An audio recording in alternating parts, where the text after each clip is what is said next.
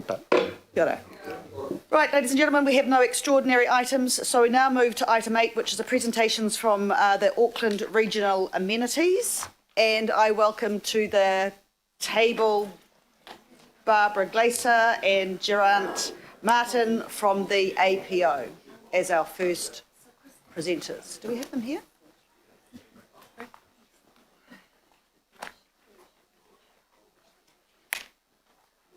I think we may have the order on. Barbara's still down in her office. I think Surf Life, we were advertising Surf Life Saving presenting first.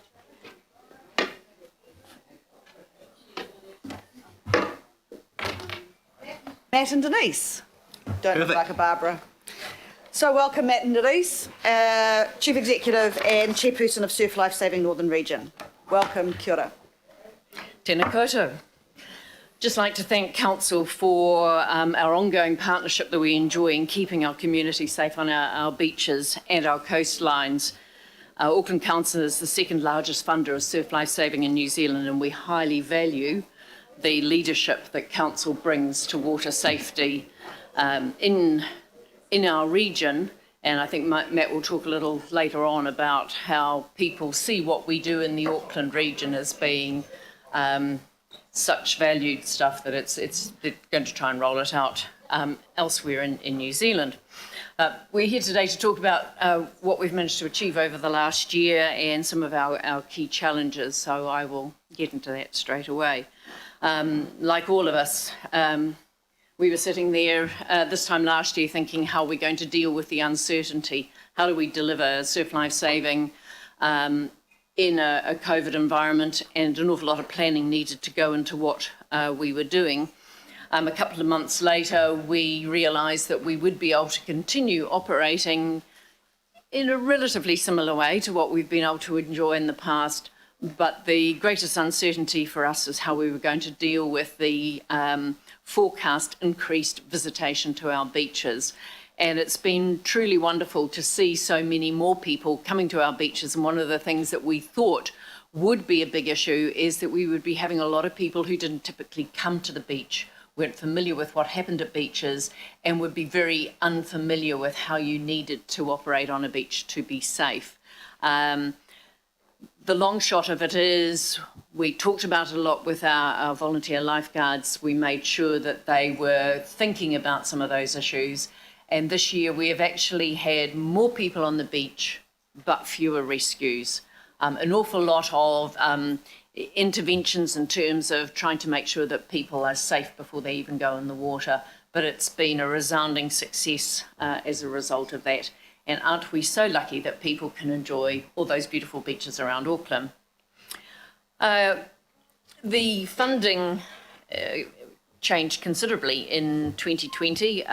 Once we went into COVID lockdowns, the Class 4 gaming that we have relied on so very substantially in past years contracted substantially, and we were also having difficulty accessing other funders, most of them, like us, looking at what's going to be the result in this uncertain world. In the budget, exactly a year ago, it was announced that central government funding was going to be provided to Surf Life Saving New Zealand, and this has provided substantial funding for operational costs for our clubs, and in the past we have used some of the ORAFA money for the Auckland region clubs, which has now been replaced by central government funding. And that means we've been able to repurpose some of the ORAFA funding to cover areas that we've typically had difficulty getting other funding for. The biggest chunk of the funding that we get from ORAFA anyway is going towards the paid lifeguard service. That's making sure that we have lifeguards on the beach outside the times that our volunteers patrol, which is the Monday to Friday patrols throughout the region, throughout the busy region. And we were delighted that we could even extend the length of time that happened on some of the beaches this year. So it was a really great outcome. We're now at a place where we're looking at what we're going to be doing over the next 12, 18 months. And some of the things that we had to park last year have managed to bubble back up to the surface, and we're looking forward to progressing with those. One of the most significant things we'll be working with Council's Parks and Recreation to lay out a strategy for future service delivery in Auckland, looking at those areas where we now have substantial numbers of our community using the beach, but we don't have surf life-saving patrols. We would have loved to have done this work last year, but it needs to be led by our volunteers because they are going to be the ones initially impacted by all the extra patrol work. And as we all know, if we want volunteers to embrace a strategy, then they need to be able to lead the story on it. And so that's what we're going to be progressing later this year and into next year, and working with council substantially to see how we can extend that. And another big focus for us is how we're dealing with the decreasing interest in volunteerism. It's a phenomena throughout New Zealand. Fortunately, we're not seeing the impact of it too badly in surf life saving at the moment, but before we do, we're trying to make sure that we've got strategies that are going to encourage more young ones, remembering you can qualify to be a lifeguard at 14, and that might be a bit of a scary concept to some of you. But you can qualify as a lifeguard at 14, and we need that to be an attractive proposition to them. But more importantly, we want to make sure that as they're getting into those older teen, early 20 years, it's still something that they really want to do, because without volunteers, we don't have a service. And then it's making sure that all the other people that do the teaching and wrap around that are also valued, they're not overloaded, and they can do the job extremely well. So we've got some lovely challenges ahead of us. And again, with your support, I'm sure we're going to make our way through them. I'd like to hand over to Matt now. Morena koutou. Despite the shared difficulties arising out of COVID-19's impact, it's very much a good news report from Surf Life Saving. I'm proud to say all surf life-saving services continue to be delivered on Auckland beaches, and our life-saving strategies continue to deliver strong impact, significantly reducing the number of rescues on Auckland's beaches comparative to previous years. Our strong performance on the beaches has again supported Auckland in keeping the drowning toll below the 10-year average for the city. The Monday to Friday service ran at all traditional locations with an extended season to boot due to continued beach usage at Muriwai, Piha, Orewa and Bethells Beach outside of the traditional season end in March. One of the more notable events that was well covered in international and local media was the rescue of a surfer at Mercer Bay, Karikari, during the February 2021 COVID-19 Level 3 lockdown in extreme conditions. The surfer drew help in the sand after self-rescuing onto the shore and was rescued by lifeguards from nearby Piha and United North Piha Beach. Additionally, weekday lifeguards were involved in a further 49 rescues similar to this and 145 further less critical rescues alongside 32 major first aids and a further 366 minor first aid incidents, big numbers for one summer. The majority of the cost of this weekday lifeguard service is funded through Auckland Council funding by way of the Orewa levy. The service is critical in allowing our city and its visitors to enjoy safe access to our coastlines throughout the summer months and ensure lifeguards are near at hand if and when the community needs them. Outside of patrolling and into the classroom, Auckland Regional Amenities funding support of our community education program allowed more than 15,000 school-aged children in the city to have direct access to our range of beach education safety courses, either on the beach for a full-day program, in the classroom, or beaming into their homes from cyberspace as a response to COVID-19 frustrations. This funding partnership with Auckland Council, Foundation North and other community funders is critical to ensure the ongoing delivery of these programs where they are most needed in low decile schools, providing early and continued access to life-saving information that can be shared and taken home. A new jewel in our growing crown is the demand for our search and rescue services. Last year, Surf Lifesaving Northern Region completed the trial with St John's for being co-tasked to medical events on or near the beach, supporting areas where St John does not have easy access or capability in the city. The trial was extended into an ongoing service level agreement, which has led to more than 126 activations during the last year, resulting in an additional 13 lives being saved that would have perished without Surf Lifesaving direct response, 46 other individuals provided with emergency first aid, 4 searches completed, and 3 bodies recovered, a grisly but necessary part of our function. Most notable, though, is the 101 after-hour call-outs lifeguards at SLS&I have been tasked for by police, more than triple the call-outs of 2019-2020 season and 4 times the 5-year average, highlighting the year-on-year increase to demands in this space. These after-hours call-outs tasked by police resulted in 41 lives being saved, another 41 being provided with first aid treatment, and sadly, 9 bodies being recovered.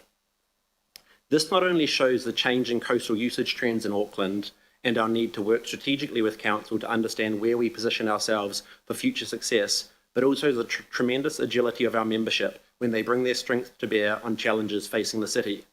We are a force for good that has continued to be able to grow in this area due to the ongoing support of the Auckland Regional Amenities Funding. Recent increases to REFA funding have been responsible for funding and supporting the growth in our search and rescue capabilities in the city, providing paid duty officers, the training and development of more than 50 peer supporters, and all Auckland lifesaving clubs having on-call rescue squads available to be remotely tasked 24/7, 365. Outside of the funded amenity outcomes, but still worthy of note, we continue to grow and meet the needs of an ever-changing city, and not just the lifesaving and community education space, but also the important sport and recreation space, which was expanded out to Waiheke Island this year, with over 60 children partaking fortnightly. Outside of that new endeavour, we have 4,000 children, high-performance athletes, masters athletes, and participants competing in sport and recreation through our surf clubs through the city. It is also important to shine a light on the Safe Swim program. How terrific that through partnership and collaboration with key partners, an Auckland Council project designed to measure and communicate water quality outputs has done that and so much more. International awards aside, this year hundreds of thousands of visitors to Auckland beaches utilised the platform to remain up to date on key beach safety information and patrol updates, live inputted by SLS&R lifeguards through our SurfCom facility. It has proved its worth during multiple lockdowns, where the tool was able to communicate live warnings around peak beach usage to inform public swimming location decisions and ensure crowds are managed in advance and kept within guidelines. Not one to be a wallflower in our operations, Safe Swim again took front page, where it was celebrated during the recent tsunami alerts as the online platform and digital signboards kept the masses informed. This program shows the very best of council and community partners working together. We're a proud founding partner and, as always, encourage council to keep up the great work and innovation in this space. Despite the good news and shared accolades, the last year was one of the most challenging to date. It required every ounce of strength from our members and staff to continue growing and thriving in this environment, and provided plenty of important learnings to boot. Central government funding was announced in May 2020 and made available from December 2021. But for this replacement funding for at-risk revenue, SLS&R would have been faced with significant reductions to service or depletion of almost half of the organisation's reserves, highlighting that despite the valued and significant support from Council, there is still ongoing reliance on high-risk revenue sources to fund our most critical operations. COVID-19 provided multiple challenges. Aside from decimating funding, the lockdown levels required short notice, complete overhaul of our patrolling and search and rescue. I look forward to the challenges the next year brings and keeping our city and its visitors safe on our coastlines.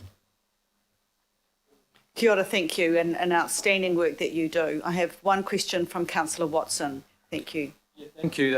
A question goes to the comments you made on volunteerism. So I'm looking at Oriwa Surf Lifesaving Club, for instance, which has volunteers nearly over 4,000 hours of patrolling the beach each year. Phenomenal number of preventative actions, safety interventions, etc., etc.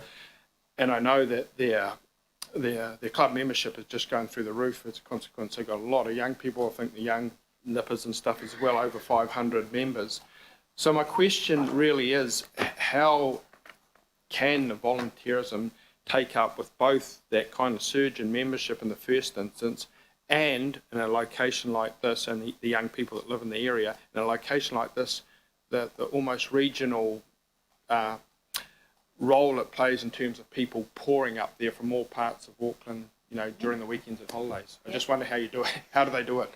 It's a difficult challenge. Not only does Oriwa have to sustain its patrol location, it's also grown to Hatfields Beach as the community recreates and swims in different places. That will expand further north as we know there's more and more use there. Puhoi River is now a frequent spot for rescues. And what we know is that we need to grow. The city is growing, we need to spread our arms wider. So we're looking at opportunities for volunteer engagement, which allows lifeguards to engage on their own terms more than what the strict processes were. We're looking with Auckland Council through our 10-year life-saving strategy around different ways that we can provide supervision and services outside of the flag model being there. So working with the communities, that's emerging communities and the current surf life-saving communities, and our volunteers to put forward flexible models which meet the challenge. And we don't have that answer yet, but we'll be closer to it when we meet next year. Thank you very much. Please do not take no questions as that we don't care, because we have a really tight agenda, and I think, you know. No worries you're here. But I just want to say, and the collective resolution will be at the end of the 4 amenities, but I just want to say thank you very much. You know, Auckland has 700 beaches, and as more people come to live in our wonderful region, they will be utilising them. We really value the work that you do, and I tell you what, you give us a great bang for our bucks for 450k, let me tell you. Thank you very much. Thank you. Right, now we move to, hopefully I've got the right order now, Auckland Rescue Helicopter Trust. Is that correct? You next?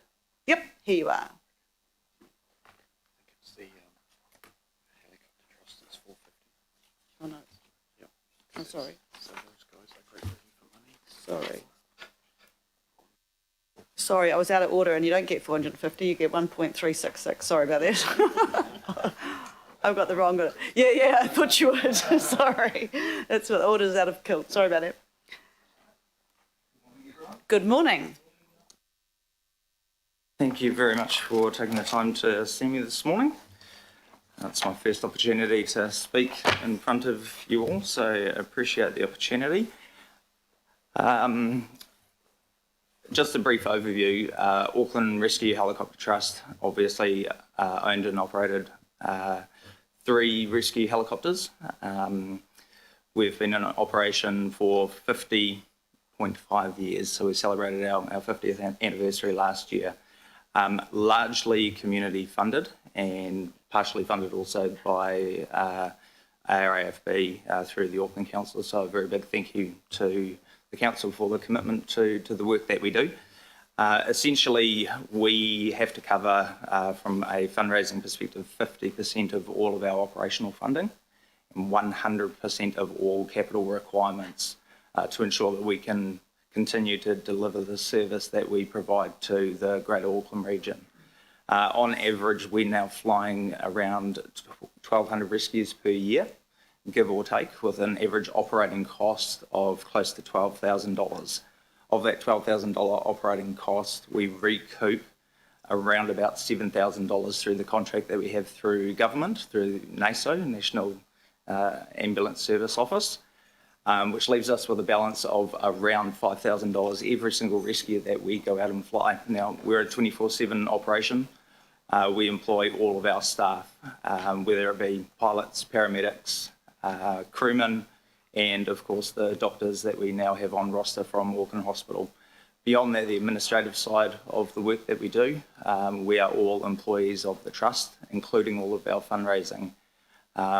We have a small volunteer pool that help out towards some of the fundraising initiatives that we run, but for the most part it's a 24/7 job, both operationally and administrative-wise, trying to raise the money that we need desperately to enable the choppers to get off the ground and go and save lives.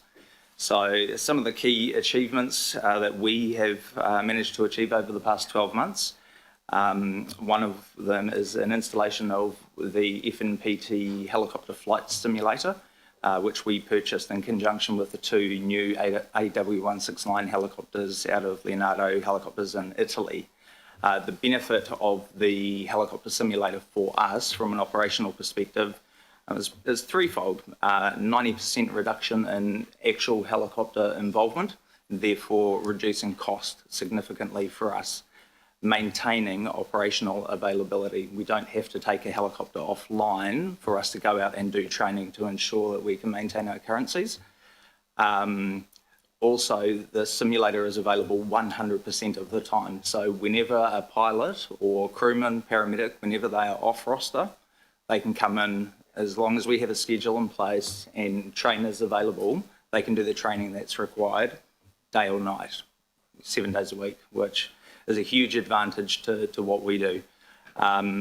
The purchase of that helicopter simulator, it is the first simulator of its kind outside of the manufacturer's facility in Italy. We have the capability of training pilots both from the 139 machines, which are very heavily utilised over in Australia, and also the 169 helicopters here in New Zealand, which we are hoping over time will become more commonplace throughout the aeromedical industry. Essentially, the simulator was paid for by a very kind donation from a private supporter of ours. No cost to the public, which for us is a very big step in the right direction. It means that the funding that we have achieved, whether it be through grants or donations, goes directly towards that operational cost. Second key achievement, once again from an operational perspective, we have achieved what we call the butterfly ultrasound installation. We again achieved a sponsor of recent times who very kindly purchased 3 butterfly ultrasounds. So point of care ultrasound is critical in somebody's ultimate time of need out there in the field. So it allows our clinical crew to diagnose certain situations on site at the point of rescue, as opposed to just transporting them to hospital, assuming what may be going on. We can administer the medical relief that they require on site in the field, stabilise, triage the patient before transportation, which significantly increases outcomes for the patients. Once again, paid for by not a community supporter, but over and above the standard operating costs that we require, so non-budgeted. Fundraising obviously has been challenging with COVID-19. We've had to really take a serious look at the way in which we go about doing our fundraising. We've diversified our portfolio a little bit. One of the most successful new applications, and you may be familiar with it, is our new Shelby Mustang lottery. It's the first lottery of its kind that we have ever undertaken, and it's been challenging, but we have partnered with Ford New Zealand and Shelby New Zealand. They provided the vehicle to us. They fitted out the vehicle to Shelby specifications. It's authentic, and we are conducting a lottery as we speak, actually. 4 weeks to play. Hope everyone's got a ticket. Oh, you do? Perfect. I'll call you in 4 weeks. Essentially, this lottery is going to generate somewhere around $500,000 for us. That is going to go towards direct operational funding. The reason for the diversification is because COVID-19, with the impact that it's had on primarily the events portfolio within our fundraising department, we've had to cancel 2 or 3 of our most significant events, key sort of revenue generators for us, with up to 10 years worth of history, were unable to go ahead this year. So that provided a significant, I guess, gap for us that we had to try and fill. So diversification, it's key for us right now. One of the most, excuse me, exciting, I guess, opportunities and achievements that we are working on currently and into the future is our cultural safety strategy. We've actually recently partnered with the Papakura Marae, and we are looking at creating a relationship with them. We need to learn, we need to grow, we need to develop obviously our cultural competencies, both from a fundraising perspective, being out there in the public, communicating with the community, but also at point of care in the field. We need to be able to understand and respect cultural diversity. It's something we've thought long and hard about, and obviously the impetus is put on us by both government and council to head in that direction, and it's something that we need to achieve to grow as an organisation. So we're looking at holding monthly gatherings both on marae and out at our Ardmore facility in an attempt to continue to learn and understand the requirements of us both out there in the field and out there face to face from a fundraising perspective. So Very, very exciting times for us. Challenges that we've faced, as mentioned, COVID-19. From an operational perspective, we have certain KPIs that we have to achieve. And when we're getting off the ground to go and rescue patients in their time of need, during the day, 5 minutes we need to get off the ground, nighttime 10 minutes. With COVID-19, we have had to introduce protocols around, protective safety equipment for all of our operational crew when they're going out there. If we're dealing with a COVID situation, we have to ensure the safety of our ops crews first and foremost, because if they're compromised, they can't go out and do their work. So when we've had to sort of traverse through the various COVID levels, 1, 2 and 3, we've got varying degrees of protocols that the guys have to achieve. That's putting pressure on our ability to respond and achieve the KPIs that are set before us by government. So that has been a real challenge, something we've had to work through, but successfully, I might add, at this point, we have managed to maintain a 100% achievement record of those KPIs. So over the past 12 months, which is a fantastic effort. One of the issues that we have, obviously, and without going into too much detail around the transition of both ARHT and the Northern Helicopter into our operating company, NRHL, from a funding perspective, they're just getting up off the ground. They will become fully operational come July the 1st. In between times, both ARHT and the Northern Rescue Helicopter have had to continue to invest and fund that transition into place. So that's putting additional pressure on, obviously, our resources. But it's something that we're working through. It's coming to a resolution shortly, which is great, and hopefully everything will be implemented come July the 1st and we'll return back to status quo. So the council funding and how it helps us. We are tasked to generate around $11 million a year in funding from the community to ensure that we can provide the service at the level required by us by government. There are only 2 forms of funding that are guaranteed or that we know about in advance, one of which is our major sponsor partner, Westpac Bank, obviously, the second of which is the funding that we achieve through Auckland Council. Everything else is an unknown. So yes, we have been successful with our fundraising efforts over the past 25, 26 years that we've been doing this, and we hopefully will continue to achieve the outcomes that are required, but you just don't know. So we cannot thank the council and Arafa enough for that continued support, because it really provides us with the flexibility, I guess, that we need to continue to grow, develop, diversify, to ensure we can achieve those outcomes for those patients in their ultimate time of need. Moving forward, the major initiatives that we have, currently we have 23 projects underway. I'm not going to go through them all because we definitely don't have time, but the main ones are obviously this transition into NRHL, which should be finalised by July the 1st. The continuation, obviously, of our cultural safety strategy, which is critical to our success in the community moving forward. The implementation of our ARHT fundraising strategic plan, which runs in parallel to the NRHL strategic vision 2030. ARHT uniform replacement program. It's one of these things that we have to take into consideration to make sure that our ops crew are safe and protected when they are out there in the coalface serving the community. And last but not least, we desperately need another hangar because we have to fly 3 helicopters and we've only got 2 hangars. So that's something that's on the radar. We need to find about $1 million to go and achieve that. So aside from that, happy to take questions. Okay, I've got one question from the Deputy Mayor. Thank you. Thanks, and thanks for the presentation and for the work you do. It's critical. Pros and cons of your relocation to Ardmore?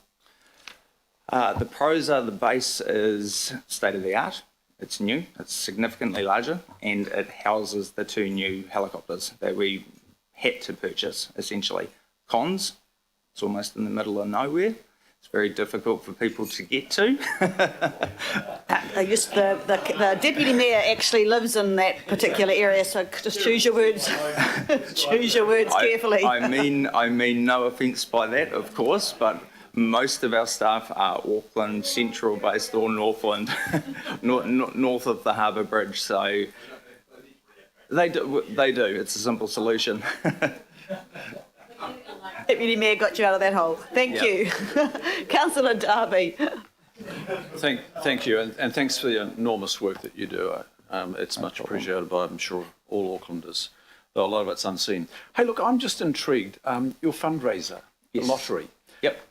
Does your organisation have a climate policy? Does it have awareness in that space? Because I am leading to the auctioning of the Shelby GTH Mustang 700 horse. Yep. Swallows gallons by the second. Yes. Spits it out the back. Contributes to emissions. Yep. Who's your target market for the fundraiser? Because it's not me when you offer that. If it was a Porsche e-bike and I had a choice of 20 of them, Yep. I'd be in there. So the difficulty for us from a fundraising perspective is we have to look at every opportunity that comes across our desk, and there aren't many people or parties out there that are willing to support a worthy cause, I think, such as ourselves or any other causes out there, to the degree that both Ford and Shelby were. And yes, you're right, we are targeting quite a specific audience, but in terms of the revenue potential from it, it's almost a no-brainer for us. We kind of have to investigate those opportunities. If Elon Musk offered me something, I would happily stick my hand up because I'm sure there would be a market for it. And that's always the challenge with fundraising. It doesn't matter what you do as a service or what you're offering to the public. Opportunities are rare, they're few and far between, so you have to investigate. I understand that. And Madam Chair, yes, there is a Porsche e-bike. It came out 3 months ago and your dealer should have advised you of it. Touche, councillor. Noted for next year, though. Thank you. Look, thank you very much. In a perfect world, no one would need you, but actually life isn't perfect. And when we need you, we really need you. So thank you very much for the work that you do. No problem. I think you should send us the link to your fundraiser, just Indeed. by way of personal networks we have to assist you raise money. I acknowledge what Councillor has said, Darby has said, but I think if there are networks that we have that would like to support the work that you do and you've got the opportunity, please send it through. Send it through to me and we'll distribute it. Absolutely. All right. Thank you very much. Thank you very much for your presentation. No problem. Right, well, next we have, if I'm right, we have Jonathan from ATC, Auckland Theatre Company. What, Jonathan here? Yes. Welcome both, yeah. Welcome, gentlemen.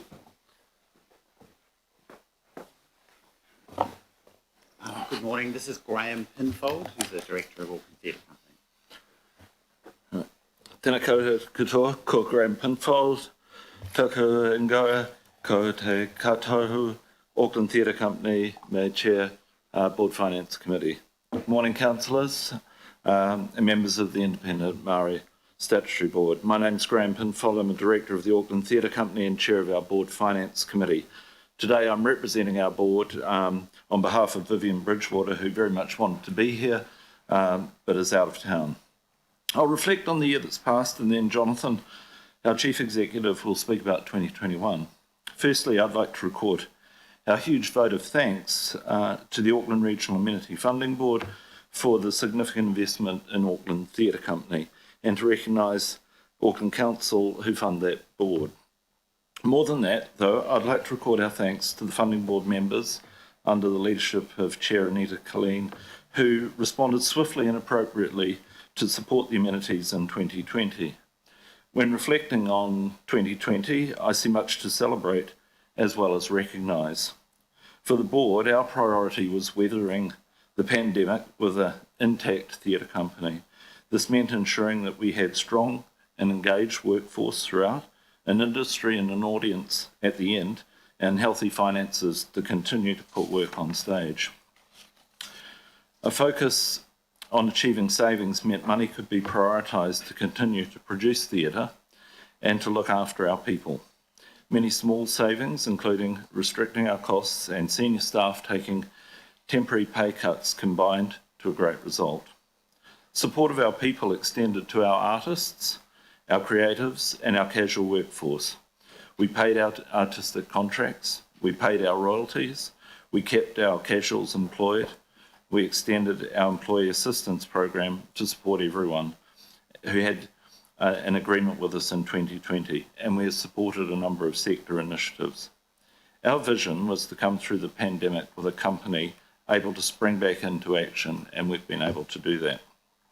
Artistically, 2020 was both devastating and energising. Cancelling 4 of our planned 6 main stage productions, our school matinee program, our touring schools program was tough but necessary. However, we also produced 2 entirely new digital productions, developed an entirely new work for the main stage, and created online participation programs to keep engaging with schools, students and audiences. By the end of 2020, we'd presented 642 events and engaged with over 87,000 people. We had premiered 3 new New Zealand works and remounted a 4th. 3 of these productions were developed by Auckland Theatre Company. We adapted 2 classics for digital presentation, created an online youth arts festival, created an online youth script writing initiative, the results of which were presented on Instagram, and provided schools with free archive quality recordings of our work to support their delivery of NCEA, and supported the wider industry through initiatives such as Young Writers Table, Open House, and making our venue available to the industry when it was closed to the public. At our venue, ASB Waterfront Theatre, we also innovated.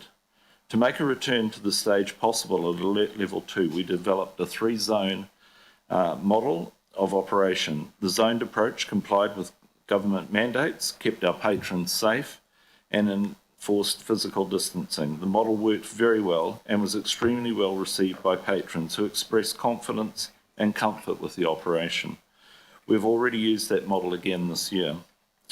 In keeping with our approach to support the industry, we aim to work collaboratively with our venue hire clients to find solutions without penalty.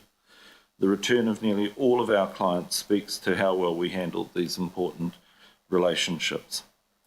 As ATC heads towards its 30th season of performing, we're considering our place in the cultural fabric of Tamaki Makaurau. And during 2020, our chair, Vivian Bridgewater, spearheaded a strategic visioning project.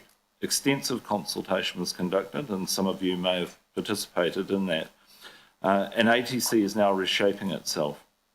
One of the changes the board has already implemented is deciding the company will be led by a sole CEO artistic director.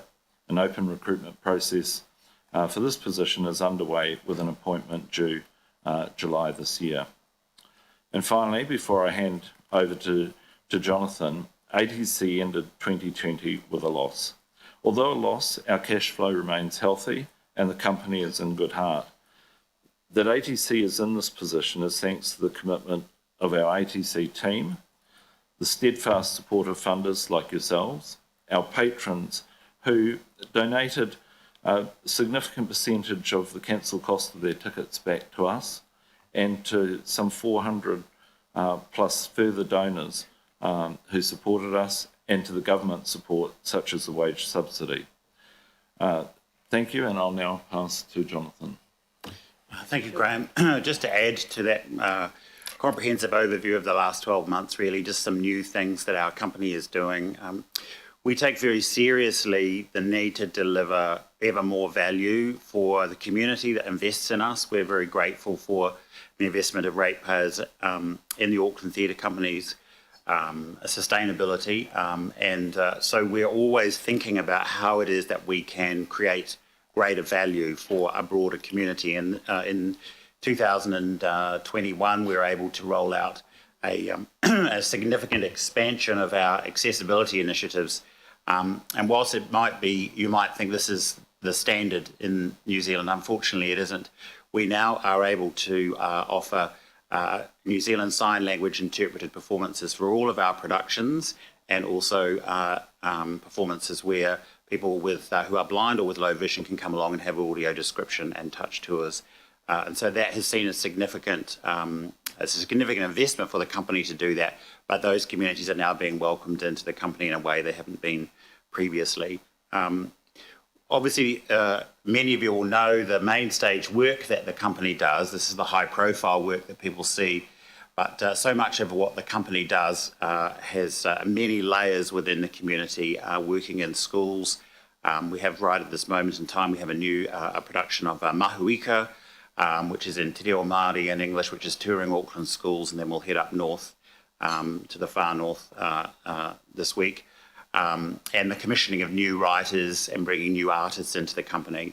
There's a significant amount of work that goes on in developing connections between the art of theatre and different Auckland communities. Our home that was co-developed with Auckland Council is coming up to 5 years old this year, the ASB Waterfront Theatre. So we'll be celebrating 5 years, and it's a good moment to reflect on all of the arts and corporate users of that venue and how successful it has been and how comprehensively adopted it has been by the arts sector and by corporate users, particularly in the Wynyard Quarter. And we're now become the home of many well-known companies. And this year, a new client who's coming to use our theatre is Atameta Dance Company, who will be celebrating their 21st year, the Waterfront Theatre, with their production in Te Peke. The last point that I will just make is that this year our ground lease commitment to Auckland Council, this is a $5 million payment for the land that the Waterfront Theatre sits on, falls due, and we all know that that's a challenge for us together to solve, and I want to just to acknowledge the Mayor's willingness to look at this constructively, and he's asked officers to work collaboratively with Auckland Theatre Company to come up with some solutions and report back, and we're doing that at the moment, and I'm very confident that we'll find something that works for all of us. So we're welcome to take your questions at this point. Thank you. Kia ora, and thank you both. Councillor Watson.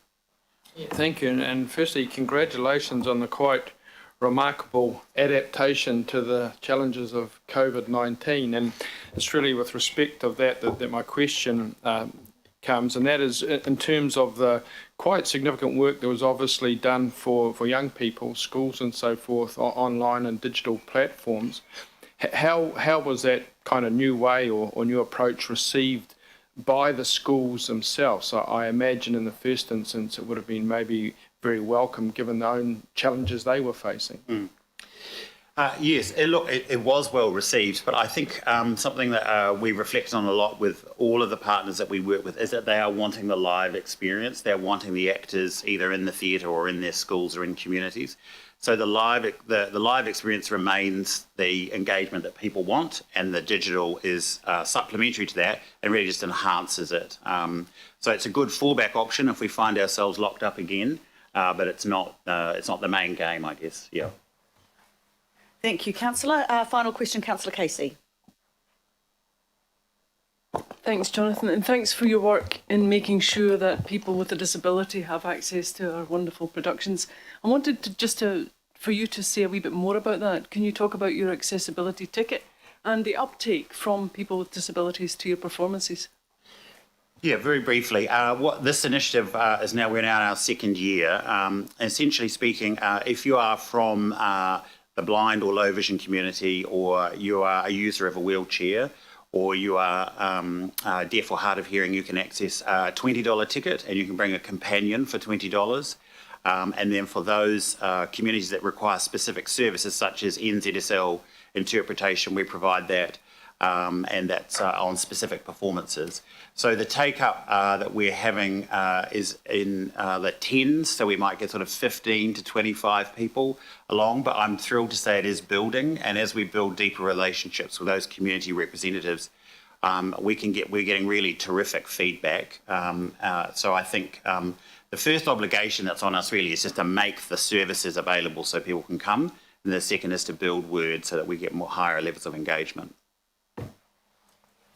So with no further questions, I'd like to thank you both. I think the point I'd like to make is, COVID has challenged a lot of people, especially in the stay-home space. And I think, there's TV and Netflix, can only go so far. And the celebration to see in the audience when people can finally get out and get in a theatre with live performers in front of them, sitting right next door to somebody without a mask on, has been one of the true successes of where we've got to. And you've provided that really good sense of entertainment, and that's what the arts do for Auckland. So thank you very, very much for the work that you do. Thank you. Thank you. Thank you, councillors. Now we move finally to APO, Barbara and Gerard.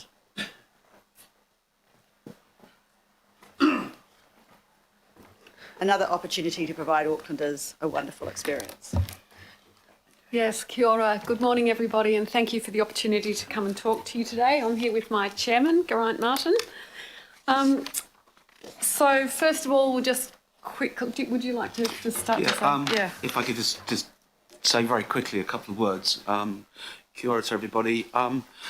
Like the ATC, I would just like to say a huge thank you to Auckland Council, collectively and individually, and Arafa, in the support, both practical and moral, that you gave us throughout COVID. Without that, 2020 will look much bleaker than it turned out to be. And I think as a result of that, we do have an infrastructure for the arts and culture in Auckland which is intact, which is not true to say of many other cities. It is not an exaggeration to say for many months we were the only professional city orchestra in the world to be playing live music on a stage. And that is a remarkable feeling to be able to say that, even to the extent we ended up giving support to the education program of Carnegie Hall in New York, because they couldn't play, so they asked us to actually play for them to deliver an education program. So it's not a question of just how you get to Carnegie Hall, it's practice, it's also social distancing helps, obviously, in this circumstance. So I would just like to say, again, a huge thank you, and I would really very much congratulate Auckland Council in some of the brave decisions that were taken throughout COVID. Thank you. Thank you.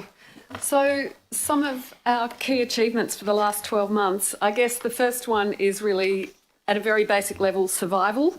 And I think that really happened because our board thankfully decided not to be overreactive with COVID and just to take stock.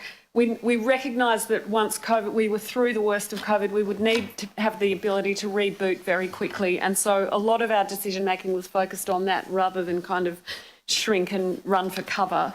And that all proved to be a good decision because as soon as we were open again, all of our concerts were full. And we simply would not have had the capability to do that if we had downsized and let our staff and our musicians go. So thank you for helping us do that. We used the opportunity to redeploy many staff. A lot of our staff upskilled their digital skills, and we used COVID as much as we could as an opportunity for professional development across many areas of the organisation. Our digital success was huge over COVID, and as Geraint just mentioned, we were the only orchestra able to perform, and we had actually already been filming concerts for the last 5 years. We were slightly ahead of the curve. Everybody's doing it now, but at the beginning of COVID especially, not a lot of orchestras were doing it. So our success was huge. We had over 4.1 million views from all around the world, from 29 countries. And what that ended up doing for us was keeping the world aware of New Zealand and of Auckland in particular. So we're really proud to have been able to make a considerable contribution to Auckland's identity and knowledge about Auckland and Auckland's orchestra and Auckland's cultural scene through doing that. We had incredible feedback from right across the world, as you'll see some little snippets up there. And that included from people from within New Zealand who can't and don't attend our concerts, but they're still really, really proud to have an orchestra. We designed and produced new targeted digital education activity that kept the little ones amused, and some of our partners, such as Woe Studios in West Auckland, who are pictured here with our oboist Camille Wells, and we created new learning opportunities by interactive education sessions on Zoom with WO Studios, and that was a lot of fun. When live performance, this is a bit in the wrong order, so when live performance was possible, we made sure to put the stories of Aotearoa at the heart of our APO Connecting Education and Outreach program. Our Kiwi Capers concert enabled us to partner with Massive Theatre Company, bringing over 3,500 students from across Auckland to the Kiri Te Kanawa Theatre and the Vodafone Events Centre. This partnership between orchestral music and physical theatre explored the lives of 3 extraordinary wahine: Nancy Wake, Jean Batten, and Māori tennis legend Ruia Morrison, who you can see a picture of her. She was at the concert and we gave her some flowers, so that was a lovely moment. We produced extensive study packs both in English and for both the English and Māori curriculums, and the Māori one is being produced this year. It was a little bit slowed up by COVID last year, and the performances were filmed, and we'll be making those available later this year to schools. We managed to maintain and still do 60 to 70% of our APO connecting work while we were in level 2 and level 1. Some of that was live, some of it was digital, and we maintained our commitment to Kura Kaupapa schools and our relationship with Ngā Tapawai in Mangere. We did also, of course, have a lot of challenges last year.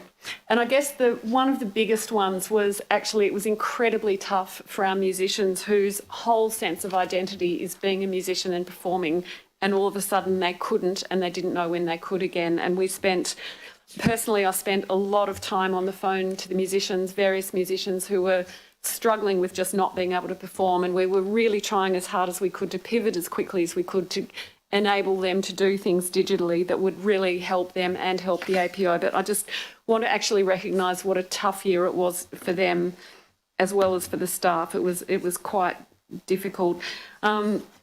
Just now we had a performance of opera in concert this year, and I was standing backstage before the first rehearsal and heard one of the opera singers, who's an international opera singer, sings all the time all over the world, and she was saying to me, "I've never felt so nervous before a rehearsal. All I've done for the last year is actually sing to my wall."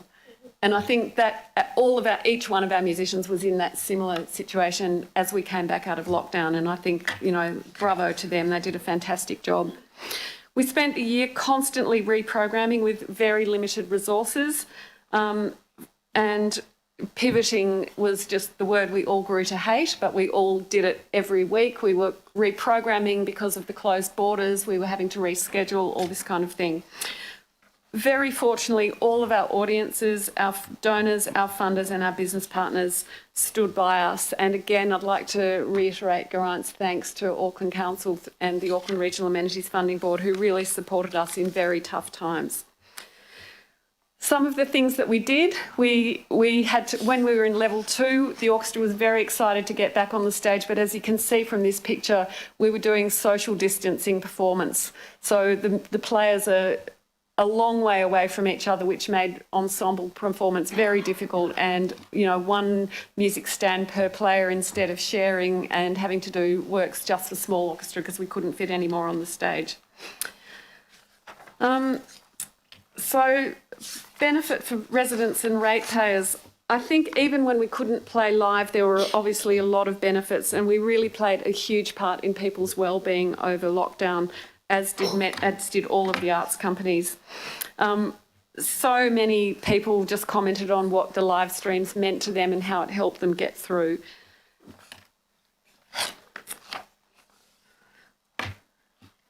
So this slide just shows a study that we undertook at the end of last year, just about, we've been hearing for a long time about the benefits of our program, our education program, and we decided while we had the time in 2020 that on a strategic level we'd do some more research about this. So we engaged Bill English's Impact Lab, who used the same treasury model that is underpinning today's budget, so watch out for that. And we looked at what the social benefits were of APO's education program.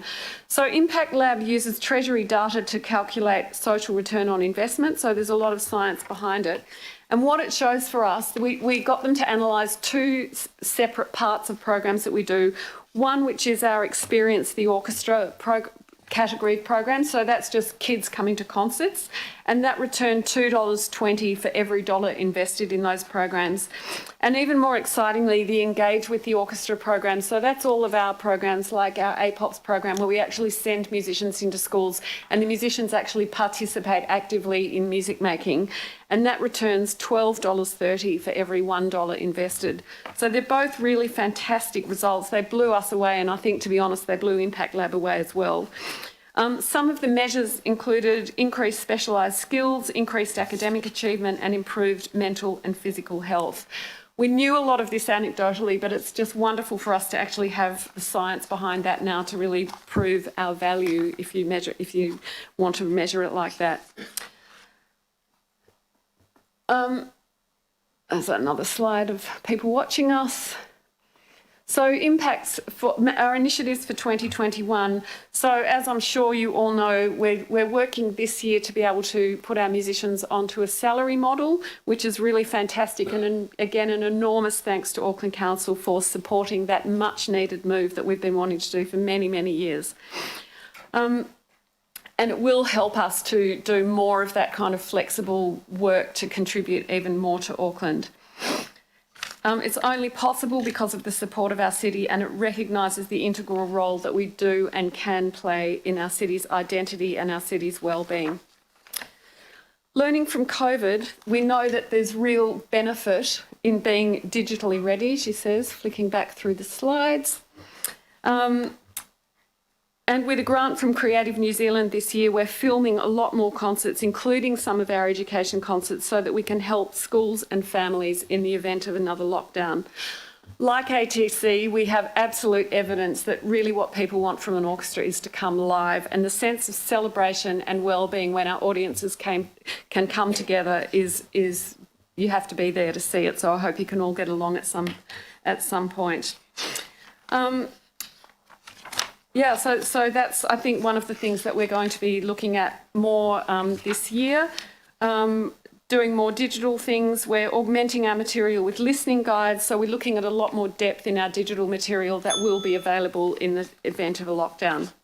We'll also be doing more digging into the research that Impact Lab done to see how has done, so we can see how to strategically and practically translate those findings into more and deeper experiences for the students of Auckland and the people of Auckland. Another challenge that we're dealing with at the moment, as I know that you are all aware of, is our challenge with Auckland Transport.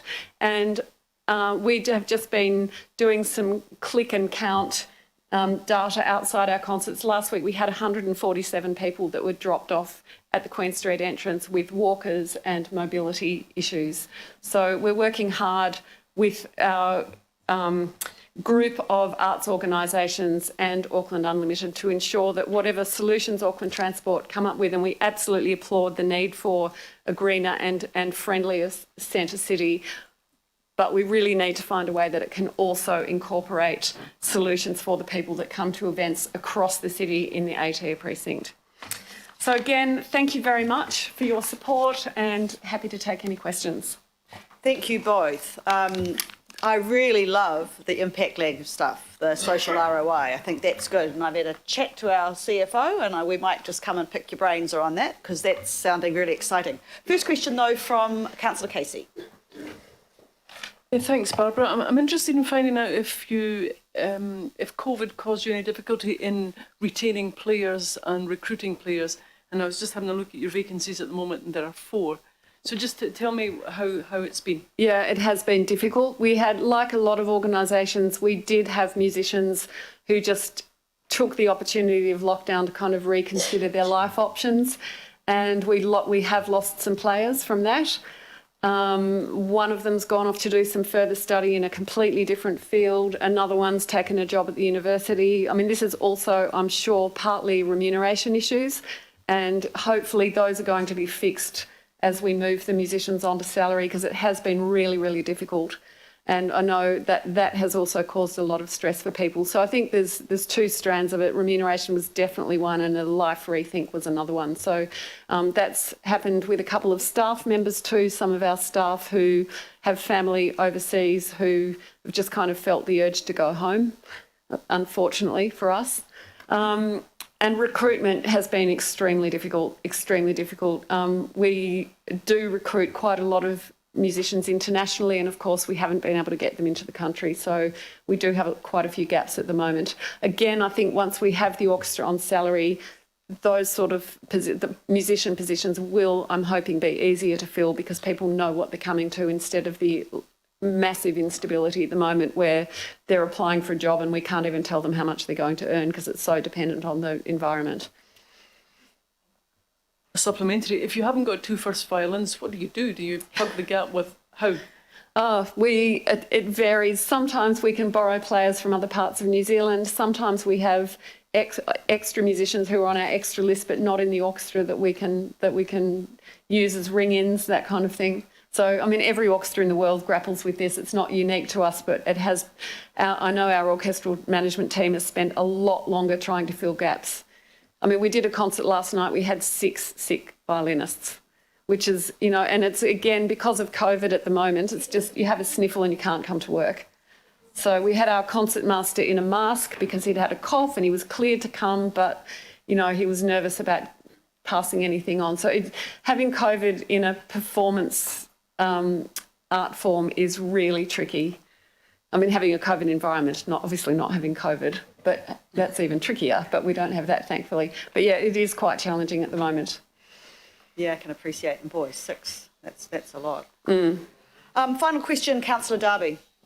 Thank you both. It's pretty impressive. You've got through this difficult period pretty well. There's a long way to go.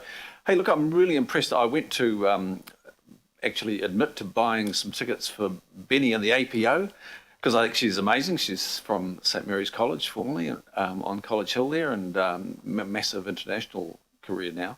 But within about 24 hours, pretty much every ticket to those 2 shows was gone, which sort of said to me, oh, who are you attracting to the APO, you know? Because I noticed that all the circle tickets and the balcony tickets, and I'm not one for, you know, rubbing shoulders down in the mosh pit in the stalls anymore. That was 40 years ago. But I'm interested in how that was arrived at, and is there some thinking of, you know, converting that new fan to, you know, maybe the more mainstream program? You know, what are you learning about that quick fire sale of a lot of tickets in a very quick time? Yep, that's a really good question. Thank you. And it's something that we are always very aware of. And what we try to do is cater to all markets, not necessarily thinking that people who come to Benny will come to Shostakovich the following week, although we'd love it if they do. But we do also have concerts such as when we played with Teaks and with Leisure and with, I've gone completely blank now. Help me, someone. This year. Louis Baker this year, where half the concert is orchestral music and then the other half is with the artist, and they're more popular artists appealing to youth, but actually what it does is initiate people who may never have heard just a straight orchestral performance to maybe come back later. And I was sitting at our concert last night as another example with some young people from our sponsoring company for that series, MetLife Care. They'd never been in the town hall, they'd never been to an orchestral concert before, and they absolutely loved it. So I think for APO, and I know for a lot of other arts organisations as well that are the kind of more traditional art forms, it's about finding those gateways in, and there's no one size fits all with that, but we are really aware of that and we're trying it in all sorts of different ways. And the way that we tend to think of it is we're not necessarily trying to funnel everybody into Beethoven on a Thursday night, although we love it when that happens, but we're also catering to really diverse audiences with a variety of the kinds of concerts that we do. Does that make sense? Yeah. So look, thank you, Gerard and Barbara. Thank you very much for your presentation. I know that my colleagues join with me in thanking you very much. We're very proud of our very own Philharmonic Orchestra. So thank you very much for the work you do for Auckland. Thank you. Councillors, that takes me, and Mayor, that takes us to the resolution of thanks for all the amenities. I'd like to move. Do I have a seconder? Councillor Cooper, thank you. All those in favour say aye. Aye. Against, thank you.